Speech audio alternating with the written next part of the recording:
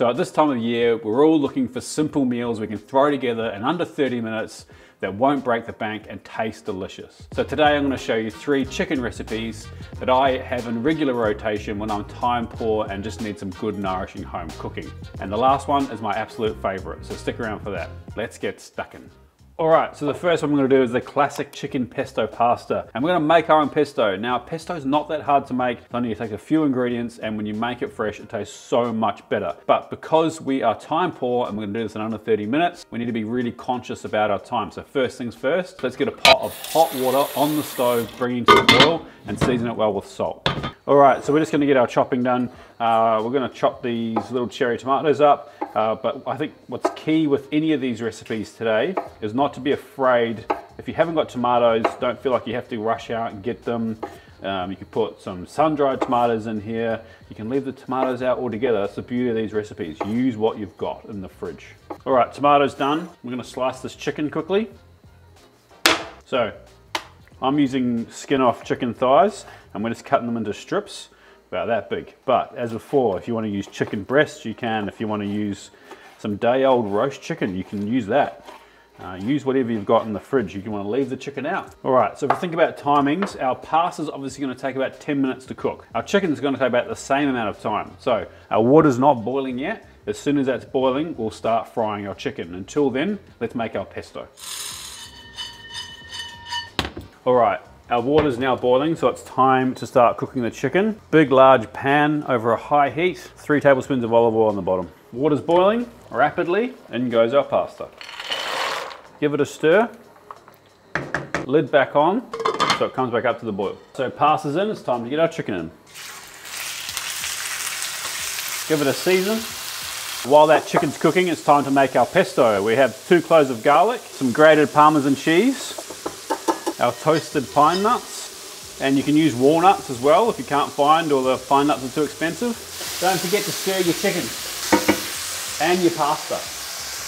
All right, 2 bunches of basil, season of salt, not too much, you got all that cheese in there, and olive oil. Time to blend.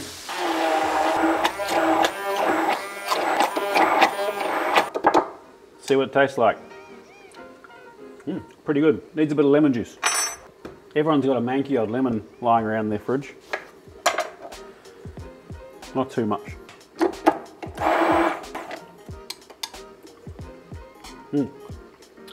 Delicious. All right, time to assemble this pasta. Pasta's al dente. Time to drain. We're about to drain our pasta, but let's get our tomatoes heading through and the chicken. We're gonna drain our pasta, but we want to keep a little bit of our pasta water, just in case we need it. All right, heat off. Time to add our pesto. Stir that through. Now the tomatoes will naturally let a bit of liquid out, and that's gonna help with the pasta, or the pesto, loosen up a bit and stick to your pasta better. But it's time to add our pasta back to the pot. If you're a smarter person than I am, you would have used a bigger pot, but hey. So we still are gonna try and squeeze some more veggies in there, but wilt some spinach into it. Now, it looks like I have the impossible challenge. This will wilt down. I'm gonna season, a bit of black pepper, check the salt levels. I think we're good to go. All right, time to set it up. How good does that look? Bit of extra parm, never enough cheese. There you go, first dish done. This is so good and so quick to pull together. The fresh pesto really makes it. All right, let's move on to the next dish, chicken curry. All right, number 2, chicken curry. Super easy, let's go. Like before, gotta make sure we're organized. First things first, let's get our rice cooking. All right, so if you don't have a rice cooker, get one. They're not that expensive. Basmati rice, 1 cup. When I say cup, I don't mean you measure in cup, just use whatever makes sense to you. Then we're gonna rinse it really well 2 or 3 times. Drain that last load of water off, and then we will fill it up with 1.5 of these. All right, so the rice is cooking. Time to get this curry going. 2 brown onions, sliced nice and thin. Piece of ginger. Microplane. About 5 cloves of garlic. We're just gonna put those through the microplane as well. Asparagus, it's in season at the moment, so it's cheap and I'm gonna use it. But feel free to use whatever you want.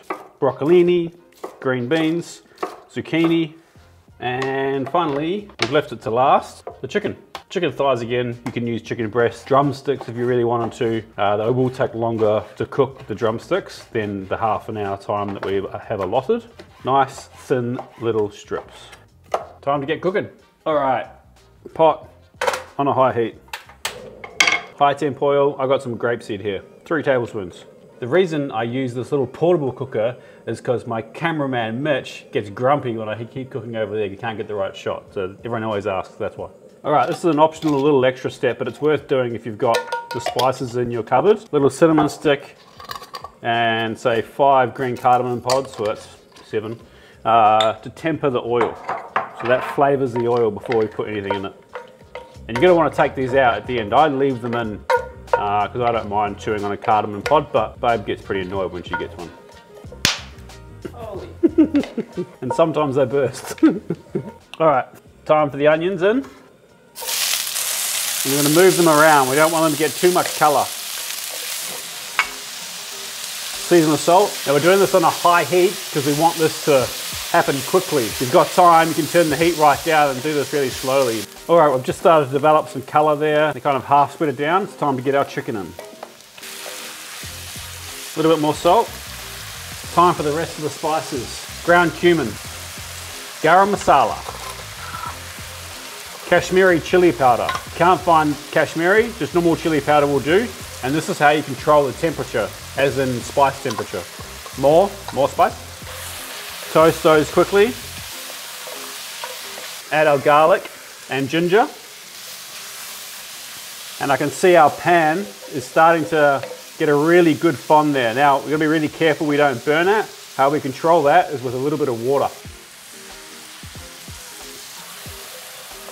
And that comes right off.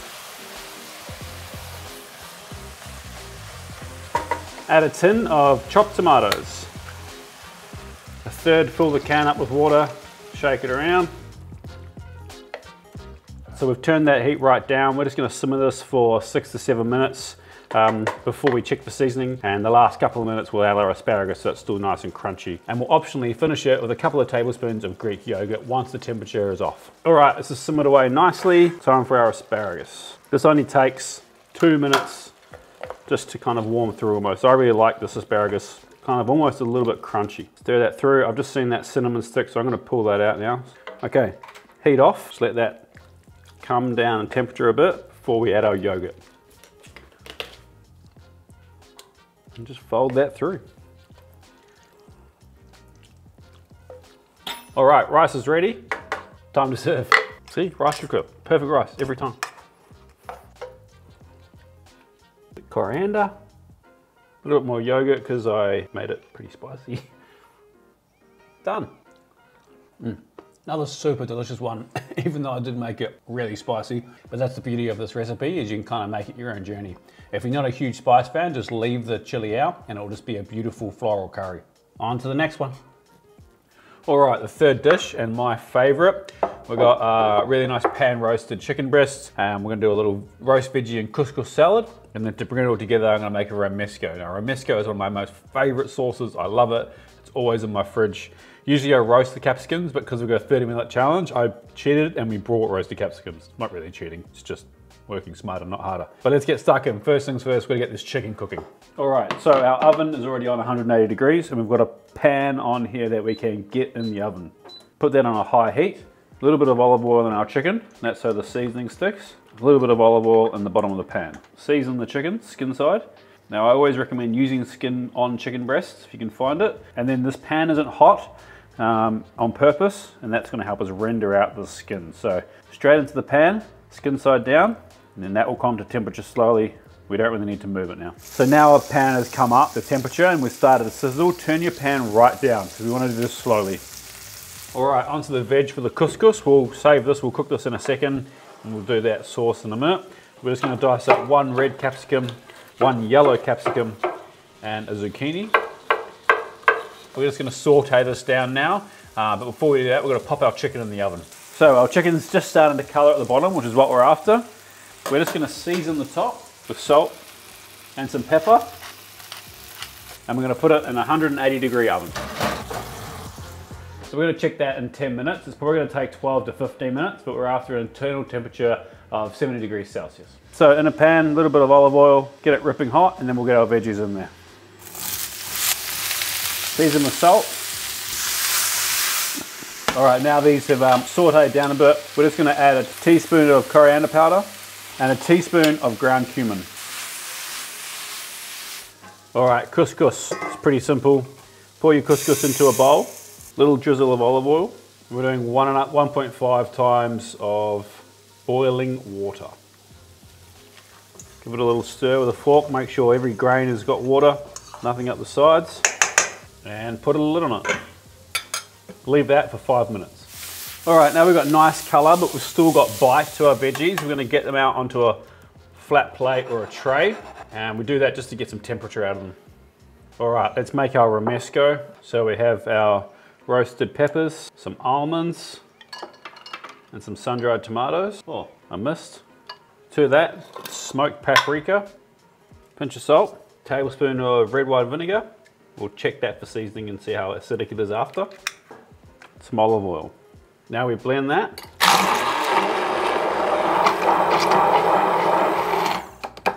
Let's have a taste. Mmm. Oh, so good. That doesn't need anything else. Now sometimes if your red peppers, especially if you roast them at home, aren't drained well, this can be a bit more watery than you want. And if that's the case, then you can thicken it with a bit of stale bread, but I'm pretty happy with this consistency, so we're gonna leave it. All right, back to the couscous. With a fork, we're just gonna break all those grains up. You don't want any grains sticking together. Nice and light and fluffy. I'm just gonna sprinkle that over our roasted veg and stir our veg through it.